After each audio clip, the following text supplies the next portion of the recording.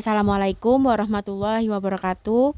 Perkenalkan, kami dari kelompok 4 akan menjelaskan hasil dari kerja kami, yaitu analisis kesiapan implementasi IFRS S1 dan IFRS S2 dari data Sustainability Report perusahaan PT BTN Persero Tbk yang dipilih dengan mengacu pada PSPK 1 dan PSPK 2. Untuk anggota kelompok kami, yang pertama ada Eka Dinda Agustin dengan NIM akhir 005, kemudian ada saya sendiri Farahuda Aisyah dengan NIM 007, ada Rahmat Ramadan dengan NIM 008, ada Aisyah Sriwindari dengan NIM 039, dan yang terakhir ada Surya Satrio Elmantiansyah dengan NIM 041. Baik, untuk materi yang pertama akan disampaikan oleh teman saya. Untuk yang selanjutnya yaitu analisis kesiapan implementasi IFRS S1 dan S2 dari laporan keberlanjutan perusahaan Bank BTN. Nah, untuk yang pertama yaitu kesiapan terhadap PSPK 1, IFRS 1, yaitu yang pertama hasil analisis kesiapan, yaitu ada tata kelola governance seperti yang dilihat di layar, yaitu siap.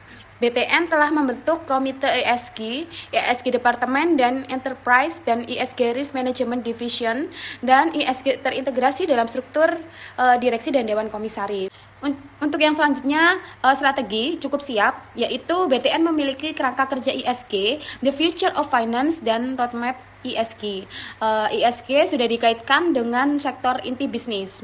Kemudian yaitu terdapat manajemen risiko, itu cukup siap, yaitu ESG sudah masuk ke Enterprise Risk Management, dan ada kebijakan ESG kredit serta kehati-hatian pembiayaan. Dan yang terakhir yaitu terdapat matrik dan target, itu cukup, yaitu BTN mengungkapkan indikator ESG, TJSL, SDM, dan lingkungan. Namun seluruhnya dikaitkan dengan langsung dengan kinerja keuangan dan valuasi perusahaan. Yang kedua, terdapat kesiapan terhadap PSPK 2, IFRS S2, yaitu yang pertama tata kelola resiko iklim itu siap, yaitu BTN mengadopsi TCFD dan resiko iklim berada di bawah pengawasan manajemen risiko dan komite ESG. Kemudian yang kedua yaitu identifikasi risiko dan peluang iklim. BTN mengakui risiko perubahan iklim pada sektor perumahan.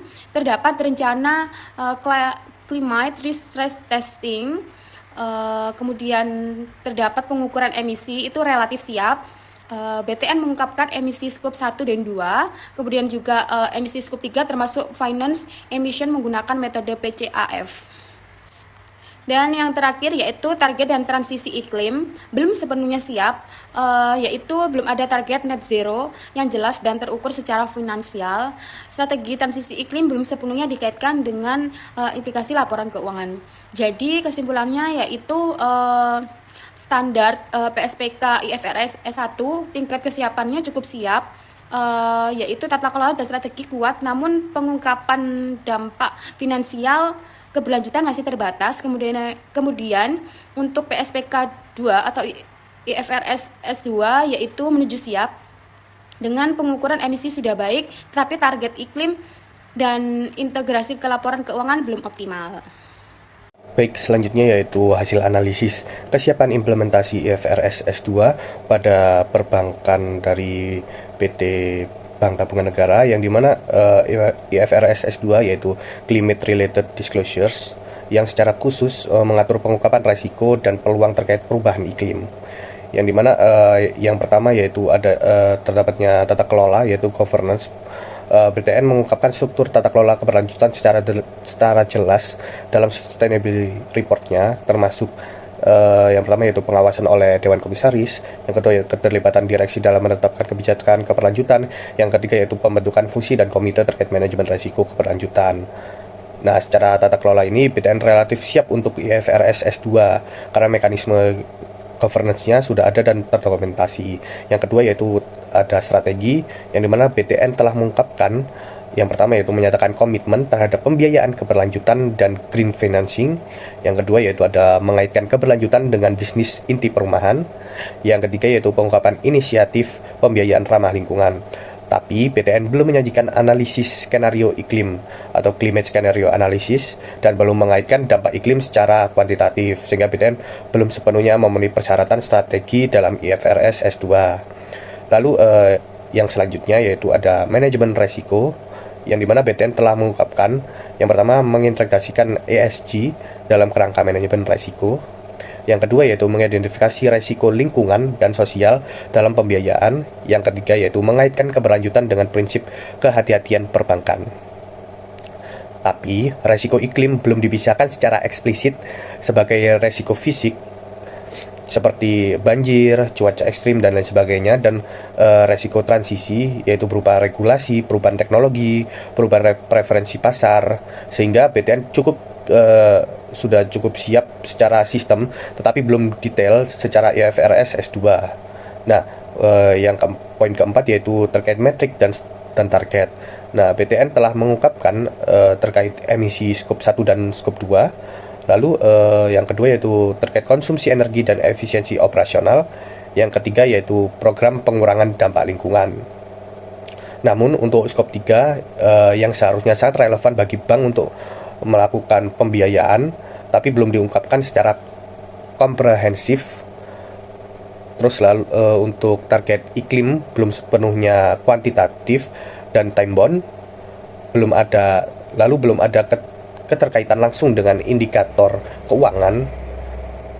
Lalu pada aspek matrik dan target ini BTN belum siap sepenuhnya untuk IFRS S2 karena terdapat gap besar karena IFRS S2 menekankan keterukuran, keterbandingan, dan relevansi finansial. Baik, selanjutnya adalah standar pengungkapan keberlanjutan atau PSPK 1 untuk BTN. Jadi difokuskan pada 4 pilar utama PSPK 1 yaitu governance, strategi, risk management, serta metric and targets yang dinilai berdasarkan pengungkapan BTN dalam sustainability report. Pertama, dari sisi governance, PSPK 1 mengharuskan perusahaan mengungkapkan bagaimana isu keberlanjutan diawasi dan dikelola oleh manajemen puncak. BTN telah menunjukkan tata kelola keberlanjutan yang kuat melalui pembentukan komite ESG yang berada langsung di bawah pengawasan direksi. Keberadaan komite ini menegaskan bahwa isu keberlanjutan tidak diposisikan sebagai aktivitas tambahan, melainkan sebagai bagian dari pengambilan keputusan strategis perusahaan. Selain itu, BTN juga mengintegrasikan keberlanjutan ke dalam kerangka governance, risk and compliance atau GRC, sehingga pengelola ESG berjalan seiring dengan sistem pengendalian internal dan manajemen risiko perusahaan. Selanjutnya, pada aspek strategi, PSPK 1 menekankan pentingnya pengungkapan mengenai dampak isu keberlanjutan terhadap strategi bisnis dan prospek jangka panjang perusahaan. BTN telah mengintegrasikan keberlanjutan ke dalam model bisnis utamanya, khususnya dalam sektor pembiayaan perumahan. Strategi keberlanjutan BTN tidak berdiri sendiri, melainkan menyatu dengan aktivitas inti perusahaan. BTN menerapkan double materiality assessment, yaitu penilaian isu keberlanjutan berdasarkan dampaknya terhadap perusahaan dan dampak perusahaan terhadap lingkungan dan masyarakat. Hasil dari penilaian ini menjadi dasar dalam penentuan prioritas strategi ESG. Selain itu, BTN juga menyusun roadmap ESG jangka panjang yang mencakup pengembangan pembiayaan berkelanjutan, efisiensi operasional, serta penguatan aspek sosial dan tata kelola. Strategi ini menunjukkan bahwa BTN memandang keberlanjutan sebagai faktor penentu daya saing dan keberlanjutan usaha di masa depan. Pada aspek risk management, PSPK 1 mengharuskan perusahaan menjelaskan proses identifikasi, penilaian, dan pengelolaan risiko keberlanjutan termasuk risiko perubahan iklim. BTN secara aktif mengidentifikasi berbagai risiko ESG dan risiko iklim yang berpotensi memengaruhi kinerja perusahaan. Salah satu langkah penting yang dilakukan BTN adalah pelaksanaan Climate Risk Stress Test atau CRST yang digunakan untuk menilai dampak risiko iklim terhadap portofolio pembiayaan, khususnya pembiayaan perumahan. Hasil analisis risiko tersebut kemudian diintegrasikan ke dalam Enterprise Risk Management sehingga risiko keberlanjutan diperlakukan setara dengan risiko keuangan lainnya. BTN juga menyusun kebijakan mitigasi risiko yang disesuaikan dengan hasil identifikasi risiko ESG. Pada aspek terakhir dalam PSPK 1 adalah metric and target, yang menuntut perusahaan mengungkapkan indikator kinerja keberlanjutan dan target terukur. BTN telah mengungkapkan berbagai metrik keberlanjutan seperti emisi gas rumah kaca, konsumsi energi, serta pembiayaan keberlanjutan. Selain itu, BTN juga menetapkan target ESG jangka menengah yang disertai dengan indikator capaian yang jelas. Namun demikian, meskipun metrik dan target telah disajikan secara cukup lengkap, keterkaitan langsung antara capaian ESG dengan dampak finansial perusahaan masih perlu diperkuat agar sepenuhnya sejalan dengan tuntutan IFRS S1 ke depan. Selanjutnya substansi analisis PSPK 2. Yang pertama, governance atau tata kelola adalah bagaimana organisasi mengatur dan mengelola tanggung jawab dalam hal risiko iklim. Dalam konteks PSPK 2 ada beberapa aspek kunci dari governance. Yang pertama, pengawasan strategi manajemen risiko iklim. Dewan Direksi dan Manajemen harus memiliki tanggung jawab penuh dalam mengawasi strategi pengelolaan risiko iklim. Ini berarti mereka harus secara aktif terlibat dalam pengambilan keputusan yang berkaitan dengan iklim dan keberlanjutan. Yang kedua, penempatan kebijakan dan nilai-nilai keberlanjutan. Bank BTN perlu menetapkan kebijakan yang jelas dan nilai-nilai yang kuat mengenai komitmennya terhadap keberlanjutan iklim. Kebijakan ini harus dikomunikasikan dengan jelas kepada seluruh organisasi. Yang terakhir, monitoring kinerja risiko iklim secara berkala. Tidak cukup hanya menetapkan kebijakan, tapi juga perlu dilakukan monitoring dan evaluasi secara berkala untuk memastikan bahwa kebijakan tersebut dijadikan dengan efektif dan mencapai tujuan. Selanjutnya, strategi. Strategi dalam konteks PSP2K adalah tentang bagaimana Bank BTN merencanakan masa depannya dengan mempertimbangkan dampak perubahan iklim. Aspek-aspek kunci dari strategi mencakup: yang pertama, menjelaskan dampak iklim terdapat rencana jangka panjang. Bank BTN perlu menjelaskan secara terperinci bagaimana perubahan iklim dapat mempengaruhi rencana bisnis jangka panjangnya. Ini termasuk dampak terhadap portofolio kredit, operasional, dan revenue state. Untuk yang kedua, skenario analisis perubahan iklim. Bank harus melakukan analisis skenario yang mencakup 3 kondisi. Yang pertama, skenario optimis, di mana upaya mitigasi iklim berhasil. Untuk yang kedua, skenario moderat, baseline skenario, dan yang terakhir, skenario pesimis, di mana dampak iklim yang sangat parah. Analisis ini membantu Bank BTN untuk memahami berbagai kemungkinan di masa depan dan mempersiapkan diri. Dan terakhir, rencana transisi untuk mengurangi emisi karbon. Bank BTN perlu memiliki rencana aksi yang jelas untuk mengurangi jejak karbon operasionalnya. Ini bisa mencakup transisi ke energi terbarukan dan efisien energi atau program-program lainnya yang berkontribusi pada pengurangan energi. Dan selanjutnya, risk management. Risk management dalam konteks PSP2K adalah tentang bagaimana Bank BTN mengidentifikasi, menilai, dan mengelola risiko yang berkaitan dengan iklim. Berikut adalah komponen-komponen utamanya. Yang pertama, proses identifikasi risiko fisik dan transisi iklim. Bank BTN harus memiliki proses yang terstruktur untuk mengidentifikasi 2 jenis risiko utama. Yang pertama, risiko fisik. Risiko yang timbul dari dampak langsung perubahan iklim, seperti banjir, kekeringan, atau cuaca ekstrim yang dapat mempengaruhi aset atau operasional Bank BTN. Untuk yang kedua, risiko transisi. Risiko yang timbul dari proses transisi menuju ekonomi rendah karbon, seperti perubahan regulasi, perubahan teknologi, atau perubahan preferensi konsumen. Untuk yang ketiga, untuk selanjutnya, integrasi risiko iklim dalam manajemen risiko enterprise. Risiko iklim tidak boleh ditangani secara terpisah, tetapi harus diintegrasikan ke dalam kerangka manajemen risiko enterprise yang lebih luas. Ini memastikan bahwa risiko iklim dipertimbangkan dalam setiap keputusan bisnis. Yang terakhir, monitoring dan evaluasi efektivitas pengendalian risiko. Bank BTN perlu secara berkelanjutan memantau dan mengevaluasi seberapa efektif pengendalian risiko yang telah diterapkan. Jika ada kelemahan, perbaikan harus dilakukan segera. Yang selanjutnya, matriks dan target. Matriks dan target adalah tentang bagaimana Bank BTN mengukur jejak karbonnya dan emisinya, serta menetapkan target pengurangan yang ambisius namun realistis. Ini mencakup yang pertama, skop 1, emisi langsung dari operasi BTN. Skop 1 mencakup emisi gas rumah kaca yang langsung diproduksi oleh Bank BTN melalui operasinya.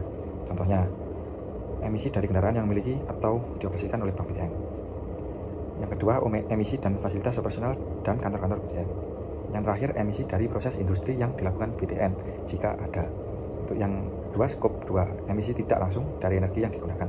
Skop 2 mencakup emisi yang dihasilkan dari produksi listrik, uap, dan energi panas yang dibeli oleh Bank BTN untuk digunakan dalam operasinya. Ini biasanya merupakan komponen emisi terbesar bagi institusi perkantoran seperti Bank BTN. Dan terakhir, skop 3, emisi dari supply chain. Skop 3 mencakup emisi yang dihasilkan dari aktivitas bisnis yang tidak dimiliki atau dioperasikan secara langsung oleh Bank BTN, tetapi terpengaruh oleh keputusan Bank BTN. Ini bisa termasuk emisi dari perjalanan bisnis karyawan, emisi dari pengiriman produk dan layanan, emisi dari pembiayaan dan investasi yang dilakukan oleh Bank BTN. Skop 3 seringkali merupakan yang paling kompleks untuk diukur dan dikelola, tetapi sangat penting bagi lembaga keuangan seperti Bank BTN. Baik, yang selanjutnya yaitu penyajian data dari Sustainability Report PT PTN Persero Tbk. Nah, pada bagian ini penyajian data yang diolah dari PT PTN yang relevan dengan kebutuhan pengungkapan IFRS Sustainability Standard, khususnya IFRS S1 dan IFRS S2. Data ini tidak bertujuan untuk menilai kesiapan, melainkan menjadi dasar informasi yang digunakan pada analisis selanjutnya.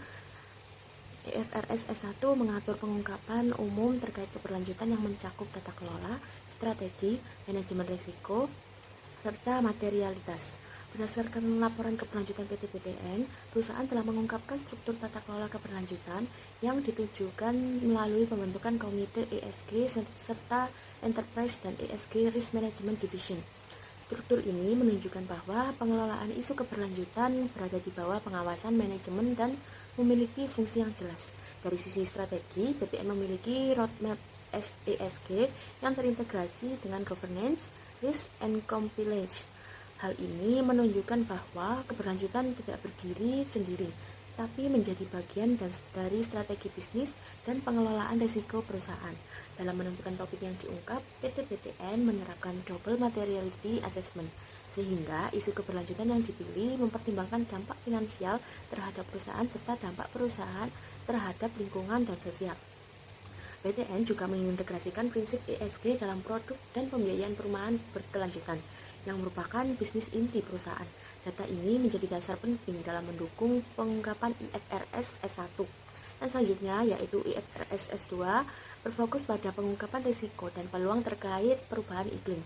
PTN telah mengungkapkan data emisi gas rumah kaca yang mencakup skop 1, skop 2, dan skop 3, sehingga memberikan gambaran awal mengenai dampak aktivitas perusahaan terhadap perubahan iklim. Selain itu, BTN menerapkan climate risk stress test sebagai bagian dari sistem manajemen risiko. Hal ini menunjukkan bahwa risiko iklim telah mulai dipertimbangkan dalam proses pengambilan keputusan dan pengelolaan risiko perusahaan. Dari sisi strategi, BTN memiliki program rumah rendah emisi serta berbagai upaya efisiensi energi dan penerapan green office.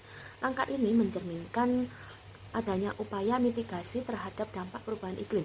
Data tersebut relevan sebagai dasar pengungkapan IFRS S2 terkait risiko, peluang, dan dampak iklim. Dengan demikian, data yang disajikan ini menjadi landasan utama bagi analisis kesiapan implementasi IFRS S1 dan IFRS S2 yang dilakukan pada bagian berikutnya, tanpa memberikan penilaian pada tahap penyajian data. Untuk selanjutnya, Baik, sekian pemaparan dari kelompok kami. Kurang lebihnya kami mohon maaf. Terima kasih. Wassalamualaikum warahmatullahi wabarakatuh.